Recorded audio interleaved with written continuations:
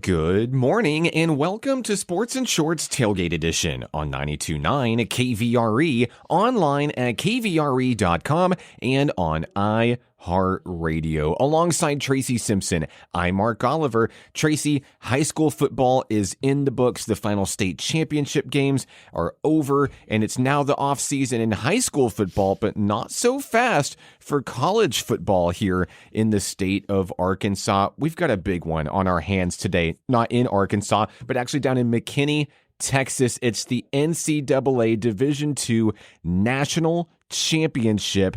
And it's a battle of the big dogs, Harding University and Ferris State. They're both undefeated, 15-0.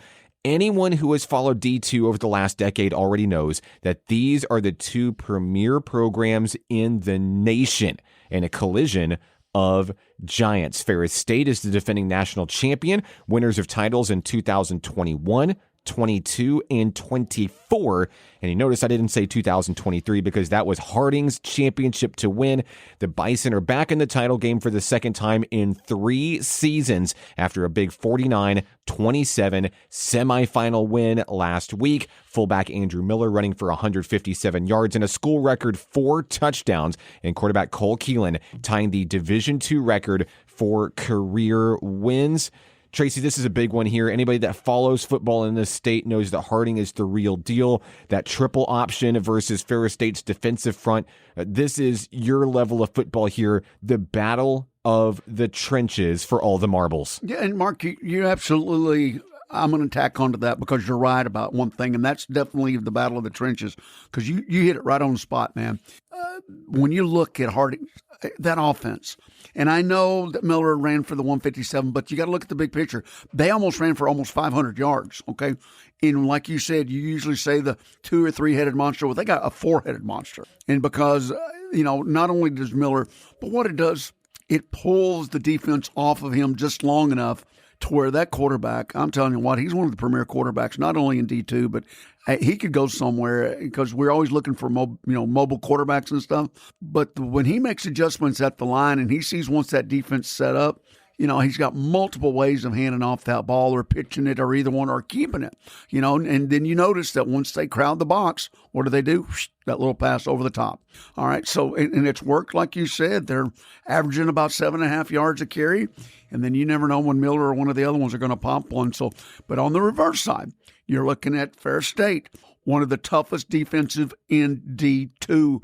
And you've got the numbers. You've already seen they keep people out of the end zone. A lot of field goals attempted after them and stuff like that. But as it is right now, they are very stingy and they score a lot of points. Now, they're a little bit different on offense, Mark, whereas where they can do things a lot different. They're diversified, and they can run the ball just as well. They don't run that big power package like Harding, but they can throw the ball too. They've got 2 wide receivers that probably could go in the draft. I'll be honest with you, as we've seen a couple already in the professional ranks playing from Ferris State and 2 from Harding right now. So, you know what? It doesn't surprise me that either one of these teams are back at it again out of the last 5 years. But this is going to be a tough one. Yeah, all the marbles are going to be right here. But if Harding can handle the big, because they do have some explosive packages there. If they can handle the big plays, I think they've got a chance of grinding it out. And this may be one of the lower scoring games, to be honest with you, in the playoffs that we've seen in years. Feels like a defensive chess match, of course, is going to come down to coaching in this one. Ferris State's won 3 national titles in recent memory, one of the most innovative offenses as well. They're kind of like a unicorn out there. You mentioned the diversification of this squad. They like to rotate quarterbacks, backs, and receivers. They don't have just one star that they rely on there, and that makes them a little bit unorthodox. But, the numbers don't lie. A 29-game winning streak for the Bulldogs, and their defense is probably second to none out here. One of the things that Harding has done well this year is prove all the naysayers wrong. Okay, yeah, they're undefeated, but who have they played? That was, that's the first story that they had to overcome. Okay, but they haven't played against any elite defenses yet.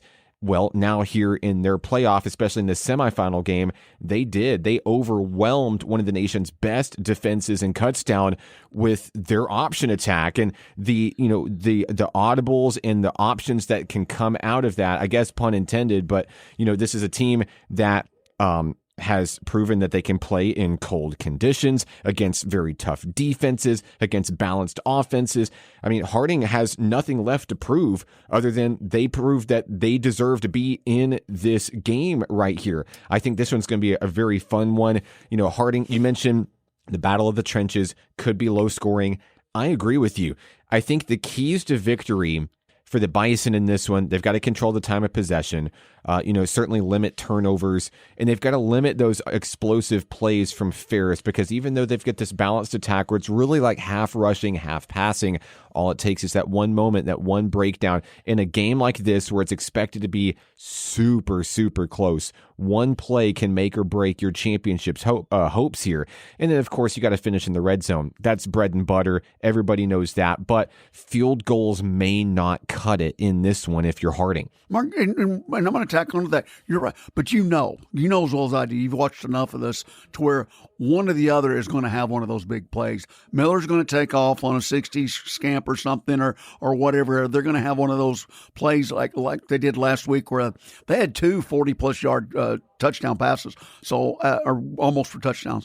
And then they set it up, like you said, in the red zone. But they all fall back to one thing, time of possession. I think that's so important.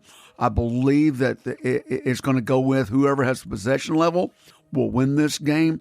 And, and that's just taken into consideration like you were talking about, but the penalties, and the turnovers and such like that. But these are 2 quality teams that have just had some of the best coaching in a while. Coach Paul up there, Harding, he's been a Bison for how many, all of his life. He doesn't know any different. The coaching staff for the Bisons, they're all Harding graduates. That's what's so, unbelievable about the staff there. They are Bisons from day one, and they will be forever. And that's the way everybody, that's just the way they work out of it. Now, I've seen some of the coaching staff, for instance, we'll be seeing this guy pretty soon. The linebacker coach that was at Harding went to where? Memphis. And now where is he going? Possibly, we'll know this week also, to the Razorbacks. That's right. And because he's the one that tried to get Colson to play football there. So, it's funny how these things. Now, here's another little tidbit. Head coach for Fair State. And at one time or another, they looked at him to play at Harding. So, back in the day. So it's interesting how these D2 teams are connected one way or another, but I think it's going to be a good game. Weather's not going to be a factor. This ain't up in Michigan, It's relatively, you want to call it a neutral site? I can't say that because Arkansas is a lot closer down there than it is Michigan. Yeah, so we'll see what happens. It feels just like a secondary home locale if you're Harding, and I think that's going to help the Bison have the edge in this one. Is Ferris State the favorite going into this thing? Mm-hmm. Yeah, they probably are as the reigning champ here, but the momentum right now, Harding easily has the nation's best rushing attack and a senior quarterback chasing history. I think it's going to be physical. I think it's going to be methodical. And like I said, I think it's going to be decided in the trenches. There's a really good football game being played over in McKinney, Texas today. Kickoff 3 o'clock. Harding and Ferris State. Hey, more college football news as well. Of course, congratulations to Fernando Mendoza winning the 2025 Heisman Trophy, beating out Notre Dame running back Jeremiah Love, Vanderbilt QB Diego Pavia, and Ohio State quarterback Julian Sayin. The Hoosier shot caller became the first Indiana player to win the award. A historic regular season. Indiana's number 1 in the nation. Could you believe it? The Hoosiers are 13-0, the program's first outright Big Ten championship since 1945. He led the country in passing touchdowns at 33, and he's the 3rd Big Ten quarterback since 2000 with 3 straight games of at least 4 passing scores and 0 interceptions. And not only is he the Heisman winner, he's also the Davey O'Brien Award winner for Best Quarterback, the Maxwell Award for Most Outstanding Player, and he won AP Player of the Year. Fernando Mendoza. Oh, my goodness. What a gracious. season. No doubt, Mark. But you know what? I've been following that kid for a while now, and that's why I got on their bandwagon a couple of years ago. But did you see the speech afterwards? Humble. Yes. Unbelievable. I'm going to tell you what, I'd like to meet his parents someday because absolutely what they put into this young man is just that unbelievable because you never heard him reflect on himself. It was all about his coaches, his upbringing, of course, all of his teammates. He put it on everybody else. And then he said, and then I just was there for the ride. Now, that right there is not only unbelievable also for his age, but not only in the ranks of being athletic, but also being an achiever, an overachiever at that. He said he had to overcome some obstacles growing up and such, and he's not, and he had to work at it hard, is what he said. Wasn't, think about this, didn't have a lot of schools looking at him at all. The best players seemingly don't. Now, what does that say about recruiting? So many people are getting it wrong. That's exact. You and I have been saying that for you. What is 4 and 5 star, Mark? Come on now, really? That's just a label, and you know that as well as I do. You and I have seen so many kids come out of nothing, especially around here in Arkansas or smaller states that have more, 2 and A and 3A schools where you've got some fabulous players coming out of it. Cross County this year, what they do? They win the state. Where's that young man going over there? University of Arkansas. Mm-hmm. So a couple of years back, Earl, Arkansas, they've got a kid now that's in the big leagues playing. Yes, that's right. You know what I'm saying? Yes. So the shoulda, coulda, wouldas are all out there, but you got to believe, and you got to believe in yourself, and that's what he was talking about. The ones that had faith in him and his stock. How much has it gone up now? But you know what? Also, how many kids want to be playing at Indiana now too, though? It really put the program back on the map. And I was thinking about that on the drive into the studio. I was thinking Indiana may have had one of the best sporting years in recent memory. I know the Pacers didn't win the NBA Finals, but they got real close. Tyrese Halliburton is a superstar. And even the Indianapolis Colts, I know it's in a downward spiral right now, but boy, it was really exciting. Well, there they got for a great minute. Story there going right now. Mm-hmm, that's right. The no give up kind of attitude. That's right. And of course, we'll talk a little bit more about Phillip Rivers later on in the show today. But the Caitlin Clark effect, and now you have Indiana at the top of the college football world. What a great time to be. It's the hub, isn't it? It kind of feels like it. It feels like they're redefining athletics in that Midwest. One more thing to throw your way, of course, the CFP playoff is underway in 3 big matchups today. Big, I guess, because these teams are all technically still vying for the national championship. I don't know if any of them are going to hold the trophy at the end when it's all said and done, but later today, number 7 Texas A&M versus number 10 Miami. Ole Miss takes on Tulane. Oregon takes on James Madison. When I look at all 3 of these matchups, I look at, oh boy, these are not going to be maybe not as exciting as last night's match. No, not at all. But, what do you see here, Tracy? Is this just, hey, we're going to take care of business and move on for the higher seeds? Do any of these lower seeds actually have a chance? Mark, I didn't like it. It wasn't a good taste when they came out with it, and it's certainly not no frosting right now. I'll be honest with you. Did they get it wrong? I'm not going to say. I would love to see the James Madisons of the world step up. The Tulanes, you know that, and I know it's your Ducks and stuff, but I'm going to tell you what, that would just be one for the Gipper right there, Yeah. And but it ain't going to happen. I mean, it's just that simple. Too much firepower, and. If anything else, they're going to learn from this. And I say they. Who are they? I talk about they. We know who one of them is. We don't know one of them. But they're going to learn from this right here. Yeah, you're right. Either going to expand, and somehow they're going to get it right. Because we're relatively new into the playoffs still. I mean, I know it's 10th year, but we're relatively new into it. And are they getting things wrong? Yes, they are. And we're not going to harp on it any more than that, what it is. But hopefully they learn from this. And then they go on to something bigger and brighter next year. That's the only thing I can hope for. Trial by fire. They're going to learn from their mistakes. You took the words right out of my mouth. Yes.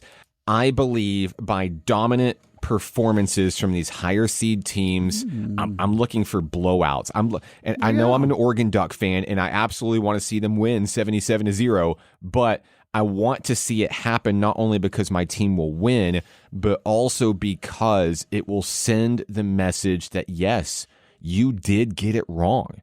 And this is why you need to go back to the drawing board keep working. And look, they're not going to get it right next year either. I'm going to be the first to tell you they're going to mess up next year too, probably. But every mistake is moving them closer, moves the needle in the right direction, and maybe one day they'll have it right. Well, when they get Rome wasn't built in a day, right? When they get you and I on the board. Yeah, call me up. Call me up. I don't got anything going on. Let's do it. Let's do it. Hey, more to come on Sports and Shorts Tailgate Edition. We're going to stay in the college realm when we come back. There's a pretty big basketball game going on today with those Arkansas Razorbacks. We'll tell you more when we return on 92.9 KVRE. Second quarter coming up. And we're back, Sports and Shorts Tailgate Edition on 92.9 KVRE. Alongside Tracy Simpson, I'm Mark Oliver. Tracy, we teased it a moment ago. There's a big basketball game happening in Newark, New Jersey today. But why New Jersey and why does that matter? Well, hey, it's the Arkansas Razorbacks and the Houston Cougars, a heavyweight clash right here in December at the Prudential Center in Newark, New Jersey. 4:30 tip-off today. This is a big one, Tracy. Houston's 10-1, ranked number 8 in the nation. Arkansas 9-2, ranked number 14 in the nation. This is the kind of December game that those playoff selection committees are going to remember come March. It's a real big deal here. Both teams are on a 4-game winning streak entering this one. Certainly a marquee matchup. Two of the most winningest coaches in the sport with Coach Cal and Kelvin Sampson for Houston. Together, they have nearly 1,500 combined wins. And Houston, known for its elite defense, went very, very far last year in March Madness, allowing just 57 points per game. They're physical, great rebounding team, good at slowing down the tempo and grinding out games. Arkansas, on the other hand, they're averaging 88 points per game scored. Very high-octane offense, a lot of gas in the tank for these Razorbacks. Very athletic. They're able to stretch the floor very quickly. Great pacing, great shot making. This is one of those immovable object versus unstoppable force kind of matchups here, and it should be the game of the week in NCAA men's basketball coming up later today. You know, Mark, and I think this is actually a tale of two tapes, I'll be honest with you, okay? After the big push last year that Houston had, they've got several returning starters this year, all right? And, of course, they're matching up, and we know what their coach can do, what he's capable of doing.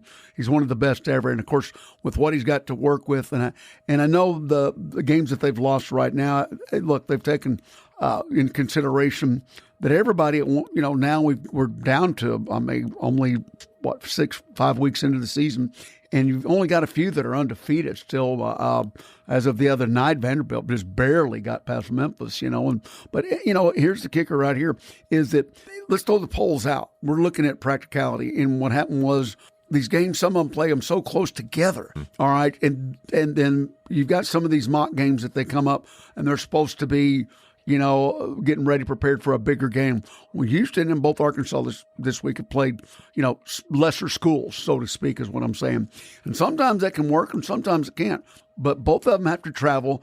But I think, if anything, not just because of their ranking, which I don't go with this early in the season. I think, if anything, Houston has a little bit more advantage of this because they've got more upperclassmen who've done this before. Now, Arkansas, we've got some fabulous kids on there. Don't get me wrong. Two freshmen that are outstanding, of course. One of them, not just because he's a freshman, but not only in the SEC, but in the country. Of course, we know what our freshmen are all about. But I think that simply because they've got some more mature kids on their team, young men, that even with the traveling aspect, going up to New Jersey and stuff, I think they got the edge to them right now. Now, is that saying that Arkansas is going to lose this game? I'm just saying who's got the edge on this one from what I'm looking at right now. Coach Cal's doing a great job, and they're going to get better. But this team right here, of course, we're going into conference play as soon as we come back here in just a little bit. This game right here could potentially make or break, and I'm not saying totally break them, but this could really make dividends different whoever comes out of this game with a loss. I'm just telling you right now. It's a season-defining game, and I know you think it's still December, Mark. That's crazy. March Madness is like 3 months away, but this is the game. This is the domino. If it falls, the other ones could very easily fall right afterward. You're right. It could make or break the season at this point, and everybody's treating it like a must-win game. When you talk about Houston and some of those key players, Milos Uzan is the 6'4" guard. He's the experienced floor general. You talk about the leadership and the the senior talent that this squad has. They're good, and they're good for a reason. He controls the tempo, controls the offense. He's like a conductor out there of an orchestra. If you ever watch him play, the way that he's able to move guys around, just placing chess pieces on the chessboard, like Mercy Miller. He's another 6'4" guard, very confident scorer, and he can heat up quickly. And Arkansas really has to contain Miller in this one, chase him off the 3-point line, because that's where Houston's going to have their bread and butter here, because we know it's going to be a defensive struggle, but they love to score too. They're not just a defensive team, right? But if they have that lead, Miller hits a 3 to boost that lead. I mean, that can make or break the ball game right there. So you've got to contain Miller. No matter if you're up or you're down, you always have to watch where he is at all times. You mentioned Arkansas. Of course, Brazil is going to be a big factor in this matchup. The 6'10" forward has been one of the most consistent forces with great rim protection. Going to be huge in this one. Improved perimeter defense, which is going to be great to stop Miller in this one. And he's a pretty efficient scorer. He can rebound well. He can stretch that physical front court from Houston. I think he is the X factor for Arkansas. Well, and here's the deal right now. On the games that we've won, and we've won big, not just with some of the cupcakes, rebounding, Mark, we've got to hit the boards, which we have, and you're seeing basically the same 7-8, the rotation that we've got right now. And I still think Cal's sort of playing with our lineup, I'll be honest with you, and who's hot and who's not, so to speak. He's going to go with those, of course, those freshmen coming in or whatever. But the basis here, we got to hit the boards. That is the bottom line. Our percentage, once you go to the boards and go down low, what do? You get fouls. Once you drive in, you go to the hole, you get fouls. And right now we're shooting about 82%. That's the best in the SEC right now, one of the tops in the country right now. So you've got to get to the foul line. There's two ways to do it: drive to the hole or be down low, and and obviously rebounding and getting seconds. On those two losses, we weren't getting seconds. Duke put it on us at the last 3 minutes because we didn't go to the board. Same thing with Michigan State. We've and here's the deal, man. I think that Houston right now, they're not that big of a big team by no means. Mm-hmm. But what you said a while ago, they've got some quality athletes that know how to play the game, and that's half of it right there. Senior leadership. That's what I said a while ago. We've got some kids that can play the game. There's obviously, our freshmen, they just don't have the experience. And I think on tight games like this, now they're going to get it, and Coach Cal's going to get it, get it to them. But I think when it comes down to this, you got to know angles. You got to know this and that. So basketball it's still a round ball. There's no doubt about it. But the caliber of play, I think Houston right now, and I know that Duke's got them a better ranking and stuff, but like I said a while ago, throw the rankings out. I think Houston, that one loss they've got, they ran out of time. They were making a big play back, and they just went cold. I'll be honest with you, they just went cold. But I think they're just as good as any top team that we've got right now. I agree. I'll be honest with you. I don't know why they're sitting at 7th, but I think that they're obviously a top 3 right now as it is. I just think it's going to be if Arkansas. Now here's the deal too. Arkansas has been coming from behind. You're not going to be able to do that with Houston. You're not going to be able to do that. They control the ball. You're right, but just the fact that they can do it and they don't just wave the white flag when they get down, of course, it separates good teams from great teams out there. And you took the words right out of my mouth. This game comes down to rebounding. Houston is one of the best offensive rebounding teams in the country. Going for seconds, second chance points. This game really comes down to fundamentals here. They teach it in Pee Wee. Follow your shot. Now, I know, a lot of things might rain from beyond the perimeter. It's tough to get to the basket after that, but you shoot a shot, you go. You follow, always. Because, you want to trust your teammates that they're going to make the right shot, make the right decision, and it's going to go in, but you got to be there just in case it doesn't, because Houston will be defensively down low. Offensively, they're clogging the middle down low. You're going to have to bully your way in. It's like if you're at a rock concert for your favorite band, if you want to get front row, you're going to have to work for it. Mm-hmm. It's the same thing here in this basketball game. High stakes. There's a lot of eyes on this one.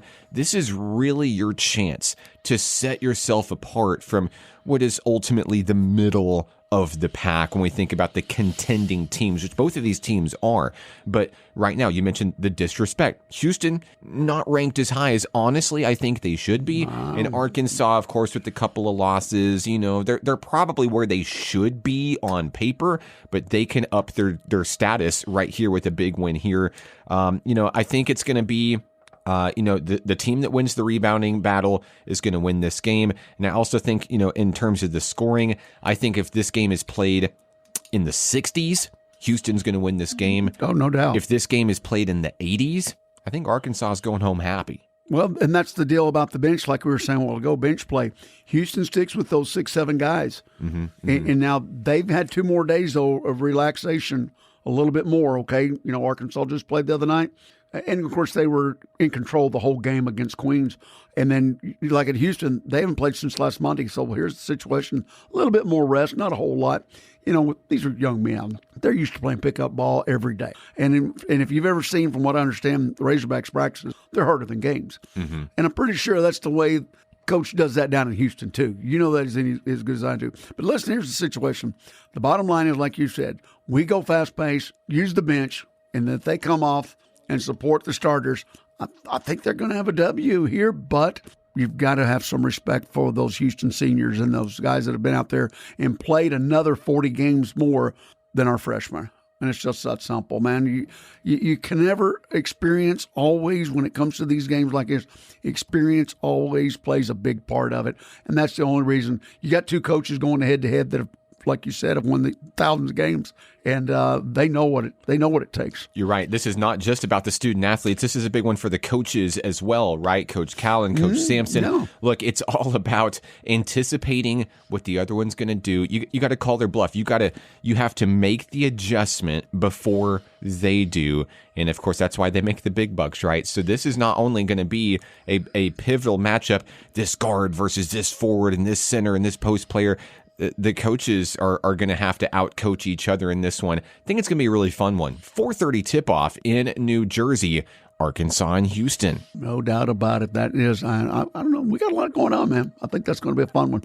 Yeah, no doubt. I think so, too. Let us know your thoughts on the game. You can text us anytime, 501-915-1300. When we come back, big stories in the NFL last week. Some of them not so great. We'll break it down more when we return on 92.9 KVRE. Third quarter coming up. Tracy, week 15 of the NFL season may have been the biggest week of the NFL season so far, not only for the big wins, the big losses, but the big injuries that affected the game as well. It'll probably go down once this season is over. You'll look back in the rearview mirror and say, this was the week that defined how a team finished, how a team won, and ultimately maybe who wins the Super Bowl this year. A lot of big stories. Of course, the big one coming out of Kansas City, Patrick Mahomes, and a season-ending ACL tear. Kansas City's franchise quarterback suffering the injury in a loss to the Chargers. It was a must-win game for Kansas City. They come up on the losing end. Mahomes tears his ACL in what is essentially garbage time at that point. It ends his season. It snaps the Chiefs' nearly decade-long streak of playoff appearances. Red Kingdom will be sitting at home this postseason. And that's a shame. You and I, we love the underdogs a lot, and we've been pushing for them for a long time, even though the Bears are doing well. But we love to cheer against the team that was going against Kansas City simply because Kansas City was that good. And we're starting to see, and this was with any good team, whether you go way back to the Cowboys and the Steelers or the Niners or whatever team it was, back in the day, they eventually grow old. It's just that simple. And if you think about the key injuries that have been a part of it, that's just it. It's always been a factor as part of the demise of a franchise team. Not only is it the money these days, but it's also injuries. And you know as well as I do, those knees are, oh man, it just happens sooner or later. But I'm going to tell you right now, and I've heard this talk around the campfire a little bit, look how many more games Kansas City has played in the last 10 years. This is true because of all the playoff games. All the playoff games. If you take that in consideration, and what I mean by all the miles on his feet and legs, and also Kelsey's and everybody else, and it adds up. Trust me, it does.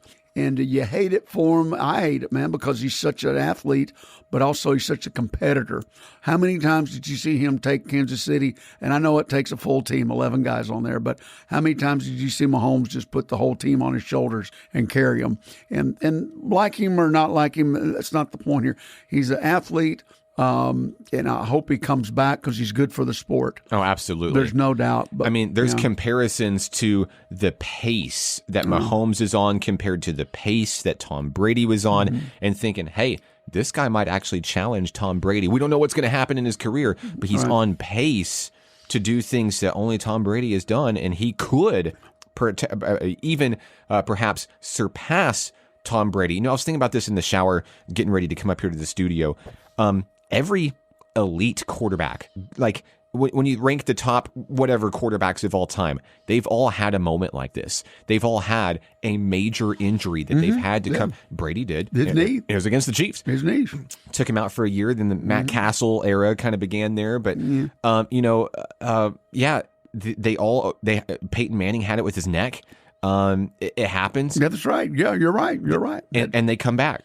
And sometimes they're better. You know, the medical technology in 2025. I know it really stinks for Mahomes, but you go back and look at it. He's going to be a Hall of Fame quarterback one day, and it's just going to be another moment that was just another chapter in the story of Patrick Mahomes. But the Chiefs are eliminated from playoff contention, the first time since 2015, and that's a really stunning shift in the AFC landscape. Look, they were not a top-tier team in the AFC. I cannot sell you that snake oil, and I will not attempt to. But what I will say is Joe Burrow is out of the playoffs. Patrick Mahomes is now out of the playoffs. Lamar Jackson and the Baltimore Ravens are sitting on the outside looking in right now. If I'm Josh Allen right now for the Buffalo Bills, I might be feeling excited. Yeah. I might be feeling a lot more pressure right now because a lot of those roadblocks, a lot of those excuses that stood in his way in past few years, they're not there now in the AFC. Maybe Drake may, but let's talk about that game. Wow. The New England Patriots are absolutely taking it to the Buffalo Bills in the first half of the game. Almost had him in the first half, we right? Yes, we did, man. Tale of two halves. A dramatic comeback. Josh Allen erasing a 21-point deficit against New England. It keeps Buffalo alive in the AFC East race, vaults him back into MVP conversations, and now everybody's starting to lose trust in this New England team. It's just one loss, right? It's one loss. And to be fair, New England was playing without its top defensive linemen, which allowed Buffalo to run all over them. But all of a sudden, the mood and the momentum is shifting in the AFC. Maybe outside of Denver, because Denver is still the best team in the AFC, if you ask me. But New England, people are starting to lose confidence. Buffalo's starting to gain a little stock there, not because of the right now, but because of the playoff picture. If Buffalo is in, who is Josh Allen and the Bills' biggest threat? Maybe Bo Nix and the Denver Broncos and their defense. But when you compare apples to apples, QB versus QB, who is out there that could really threaten what Josh Allen can do? I don't know that anyone can. Mark, but you're okay. I'm gonna say right now, Josh Allen. But look, he's got the complete package over there. It's not, and I know everybody gets the credit to the quarterbacks, but he's got a staff around him that's unbelievable, and he's got a running game. He's got a running back there that's just phenomenal. James Cook. And Cook, you can line him up anywhere. They're tight end, they're receiver. So it's the whole offense combined. And I know we always say whether it's Mahomes or Allen or Rodgers or whatever, the Knicks or whatever, but they've got the complete package over there. And when they're on fire, they're on fire. Whereas you're looking at Denver, which I've been on that bandwagon, we know that all year long. Yeah. But the thing about it is their defense has showed up. Nix gets lucky the other night, throws in 3 touchdowns and stuff like that, but they were route running by his receivers, which he's got a good core over there, and they've got a decent running game. He's learning how to stay in the pocket and not run so much and get rid of the ball and not take a sack. But their defense have kept it in it. But you look at Josh Allen, and it's funny how everybody says Josh Allen, not Allen. It's Josh Allen. Yeah, right. But anyway, I think just the core, everything that he's got around him when they're on tune. But then again, you come back and you go look at. I'm sort of scared of Pittsburgh right now after what they did the other night. And if Aaron is on time, which I've never been a big Aaron fan, I'm same. Same thing. But he's got a pretty good little core around him also. So I think there's 3 or 4 teams, and don't put New England out yet. Look, and I've always thought about this in a football game. When you get a big lead like that, I think that has a lot to do with coaching. I'll be honest with you. Oh, yes. I think that has a lot to do with coaching, and not that they're coaching a good one. I don't know if he has that much more experience. Of course, he was a big defensive guy, all right? Yeah, that's right. You've got to stay focused. And you saw them starting to try to run the ball, and then they panicked in the fourth and tried to come back and throw the ball, okay? Yep. That's not their game. They were 60-40, but when they started trying to run the ball in the third quarter, 3 and outs, punt, missed field goal. That just put it right in the hands. That wasn't. You've got to stick to what brought you to the dance, and it's just that simple. And they didn't do that with New England. I'm not a quarterback or a coach in the professional leagues, but I do know that I've watched enough games to where if you get out of your own little circle, then I'm telling you something happens. And they were way out of their circle the other day in the third quarter, which gave them, the chance to come back. So I think a lot of it had to do with coaching the other day. But don't put New England out of it yet. I'm just telling you right now. Fair assessment. Fair assessment. New England has a very big game this weekend, Tracy. They've got the Baltimore Ravens. Baltimore's defense is peaking at the right time. Baltimore loses to Cincinnati a couple weeks back. Ugly loss to Joe Burrow and the Bengals. They come back, they shut him out 2 weeks later. Baltimore taking that loss and not hitting the panic button, riding the ship there. Like I said, they're on the outside looking in, but they are looking at this one as a playoff game here. Give me your 4. Give me your 4 AFC. My top 4 AFC teams. Right now. 4. Give me 4. Okay. Number 1, Denver. Right. Even though they're still not leading the division, I've got Buffalo at 2. Yep. Jacksonville at 3. Yes, sir. Did yes, you sir. go there? Yes, I did. Yes, I did. Okay. Watch out because TL is coming. Oh, my goodness. And at 4, I have New England. Okay. All right. So you left Pittsburgh out. I mean, I have them making the playoffs. Okay. But I think fair enough. Mike Tomlin is very, very good at making the playoffs, but he has to convince me that he can get out of round 1. And I don't know that he can yet. Prove me wrong. But will Pittsburgh make it? They always do. He has this insanely long playoff streak. I don't know how he does 20 it. 20 years in a row. But I one of my best friends is a huge Pittsburgh Steelers fan, and Steeler Nation is always calling for his head. Oh, we need to get rid of Tomlin. And I was like, look, maybe not now with Chicago, but for many years I'd say, hey, I'll welcome him with open arms in Chicago any day because he is a proven winner. It doesn't always get him to the final battle, but he gets them to the playoffs, and that's good enough for me because I love a team that very rarely even gets there. So Jacksonville and Denver coming up. I love it. Okay. I mean, you asked. Go ahead. Go. That's the answer. I'm with you. New England and Baltimore. I think the stakes tilt the field towards Baltimore in this one. Like we said, New England just got ran all over. They've got some injuries on the defensive line. They got exposed in the second half to Buffalo's running game. What do you think Baltimore is going to do? They are almost a carbon copy of Buffalo's offense with Lamar Jackson and Derrick Henry. This is why I'm losing confidence in New England because I think they're about to have back-to-back losses here and potentially cough up the division. Baltimore is coming in hot. New England, not. And it's in Baltimore. It's in Baltimore. Ooh, man. Yeah. I wouldn't want to go there. One more big game to bring Baltimore? No, I've never been to Baltimore. Don't put that one on your bucket list. One more big game to talk about in the NFC. It's Chicago and Green Bay because the one injury we didn't talk about was the ACL tear for Micah Parsons, the defensive superstar, also done for the year.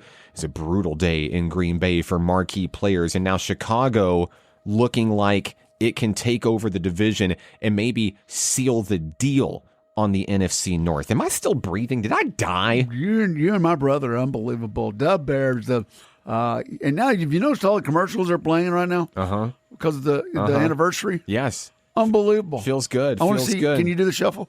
No, I can't. I can't do the shuffle, dude. Green Bay is panicking right now, and Yes, for good they are. reason. Without Parsons, I mean, what a win they got out of that Dallas trade, right? But I think the psychological and the emotional impact of losing Parsons could be a real big deal here. Look, the Packers have owned the Bears for years and years and years. Now they have to win with their offense, and their defense has a lot of holes in it that Chicago's about to run right through. Give me your percentages. What % chance does Green Bay have to win this game? I'm going to say about a 30%. They're playing in Chicago. Windy City, and of course, I just love the play call of Chicago's coach, man. Since he left Detroit, he exactly knows. It's like he read the playbook for the quarterback, and now he knows exactly what his chess men can do. I mean, he knows exactly what they're capable of doing, and he calls the plays for them. Not just because of a 3rd and 8, this is what you're supposed to do in the playbook. Not because it's 2nd and 4 in the playbook. He calls plays that suits his players. Yeah. And that's what I'm seeing in this coach. Oh, man, you talk about a coach. And, of course, we saw what he did in Detroit. Well, now he's doing it in Chicago and tacked on with Chicago's defense, believe it or not. No, it's not the 85 Bears. It's not. But it's good enough right now to get them through situations where the offense can get back on. And the Bears are looking like the real deal. And I think Love and the rest of them, they ought to be afraid when they come in. I'm just telling you right now, that's what I'm thinking. Chicago's going to have a lot more time in this game. You're going to see those draws. You're going to see that play action. You're going to see Chicago have the time that it needs to get down the field methodically and successfully. No Parson. Yeah. I think it's going to be a big win for the Bears. Big win for the Bears. Who's your top 4? Top 4 in the NFC right now, Rams, and I mean the Rams are on top of the mountain. No doubt. Number 2, I'm going to give it to Seattle. After the game the other night? Still? Okay. Yeah, I think Seattle's going to be just fine. Okay. I'm going to put, oh man, I really don't want to do this. I'm going to put Philly 3. I'll put Chicago 4. Philly? Okay. I do. I got those 2, but I guess I'm worried about being too much of a homer and putting Chicago too high up. Chicago probably deserves to be the 3. It's still, though. I'm going to tell you what, the Wild Wild West, even though, because all the other teams in the other NFC areas, their records are so bad that San Francisco could still be in there. This is true. And we'll know a lot more, and of course, coming Monday night. And the NFC South, believe it or not, still exists. What? Who? Whatever. The Panthers lost to the Saints. Are you kidding me? Minnesota drummed Dallas. Yeah. With all their players. Yeah. Everybody healthy. Yeah. I'm not, the defense. Anyway, that's there's so many good teams in the NFC. I didn't even mention the Lions. There's no, you didn't. No. But that's my 4. You asked my 4. Okay. That's my 4. That's good. All right, we'll take a break. Local roundup coming your way next. Sports and Shorts Tailgate Edition returns in a moment on 92.9 KVRE. Philadelphia. 4th quarter coming up, and we're back. Sports and Shorts Tailgate Edition on 92.9 KVRE with Tracy Simpson. I'm Mark Oliver. Time for our local roundup. Tracy, we begin in the land of the Lady Red Devils, Mountain Pine, Arkansas, where senior guard Taylor Smith recently passed the 1,000-point margin in her varsity career. It's an incredible story for Taylor Smith, one of 3 seniors on this Mountain Pine squad, and she's just in her 2nd year with the Red Devils. Coach Nikki Pierce can't say enough good things about her. Of course, we've had Coach Pierce on the show in recent weeks, and talking about the work ethic that Taylor Smith brings to the team as the team captain. She's got a really good ability to keep her teammates calm before games, making sure that they're focused. She's actually not a very vocal leader, but a leader by example, quiet in the locker room. But when she hits that court, she turns on that extra level to just go to the hoop, get it done. And just a very talented athlete for Mountain Pine to have. Taylor Smith, 1,000 career points. It's an incredible achievement for Mountain Pine Lady Red Devils basketball. Mark, do you realize how hard that is? Exactly. I mean, think about that. My goodness gracious, what an accomplishment. And just unbelievable. And also, I can only imagine how many assists she had in there during that time too. But also, let's think about the shooting percentage of that. Yes, how many you had to make and not getting, not rebounding it, not getting seconds, but how many first. I mean, that's unbelievable accomplishment. Wow. Yeah, Smith has the ability to take it into overdrive. Of course, I'm in Mountain Pine a lot these days with kids playing Pee-wee basketball and stuff. And the one thing that I love to see on the Pee-wee side is that you'll see these senior high kids come down to support the Pee-wee. And of course, Coach Nikki Pierce, if you've ever been to a Lady Red Devils basketball game, she invites all the youngsters. She wants all the Pee-wee teams there to have this real loud student section. And I mean, it's a legitimate strategy against opponents out there. She wants to have the loudest basketball gym in Garland County on many nights. I think that she does, just to throw opponents off. You know, this milestone for Smith came against Bismarck back on December 2nd. 25-point night for Taylor Swift, and it's chunk change for her. She scored, I believe, like more than half of the team's overall points, and that is the story for Smith on any given night there. You know, of course, the season is still young, still a lot more to go. And, you know, Coach Pierce says that she's hoping that Smith even continues to get more confident with the ball and, you know, really just continue to embrace that leadership role. She wants this team to compete in conference, go to the district tournament, go to the regional tournament, get back to the state tournament. Not a lot of seniors on the squad. And some years are like that. It just is how it is when it comes to high school ball. And that requires that senior leadership to really step up, have that loving embrace over your underclassmen, build them up, get them stronger, and make them significant pieces of the puzzle. And I think that's exactly the kind of leadership that you'll see out of Taylor Smith the rest of the way. No doubt about it. That's unbelievable. And not only that, but a pretty good student, too. Absolutely. Want to give a huge congratulations to Cutter Morningstar boys basketball coach Bo Brickle, back-to-back People Choice Award for Best Coach of the Year. The Cutter Morningstar athletic director and boys basketball coach earned his 100th win this week against Caddo Hills.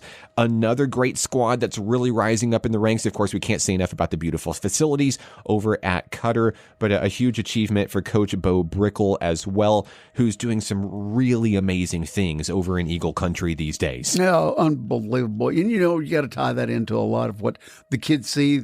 And just like you said, looking at just the atmosphere over there and what they have to work with now. And of course, one of the best coaches around, but also walking in and just walking up to that gymnasium, that area, the new Big Eagle and everything like that. You know, that just gives the kids a little bit more confidence. Anytime you're playing in an atmosphere like that, of course, we've been over there many, many times and either coached or been around the Eagles enough to know that they have all the confidence in the world. But when you got a place that looks like that now, I mean, you can look at it from the highway and see the Big Eagle and everything is pretty cool.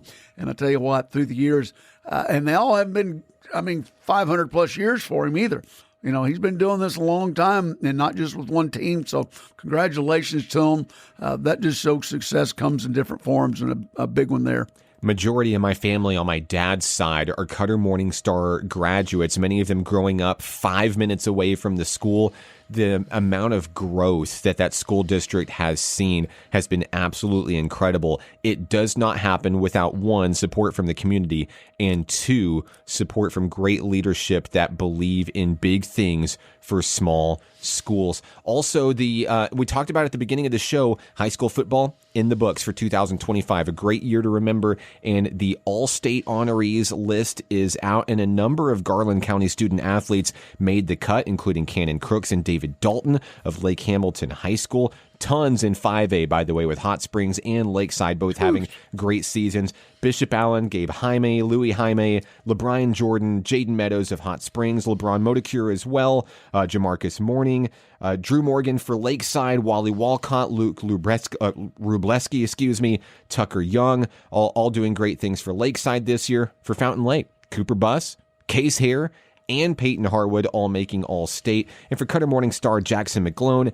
and Jakaven Stegall for the Eagles. A year to remember for our Garland County schools. I know Lakeside got so close, almost there, but 2026 certainly looks to be very promising for all of our local area schools. Man, I think, I think this just shows to the kind of attitude, like, once again, around the area, everybody a win-win, and we've seen sort of the tide turn a little bit. Although it wasn't coming from here, we've seen the likes of Greenwood finally maybe got beat. So couldn't believe it. Everybody was still just even. So we've still got the likes of that. And I'm telling you what.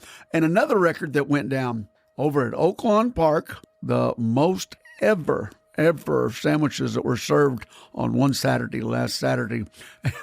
That's tough to do. So, yeah, over 2 tons of So that was something, the big giveaway on Saturday, obviously. But Oaklawn Park running, and sure enough, today 12:30, another day, and tomorrow also. But yeah, the live meet going on right now at Oaklawn. So pretty good stuff, man, no doubt. That's our show, Sports and Shorts Tailgate Edition. We're here every Saturday morning on 92.9 KVRE, online at kvre.com, and on iHeartRadio. You can text us anytime, 501-915-1300. For Tracy Simpson, I'm Mark Oliver. We'll see you next week. Game over.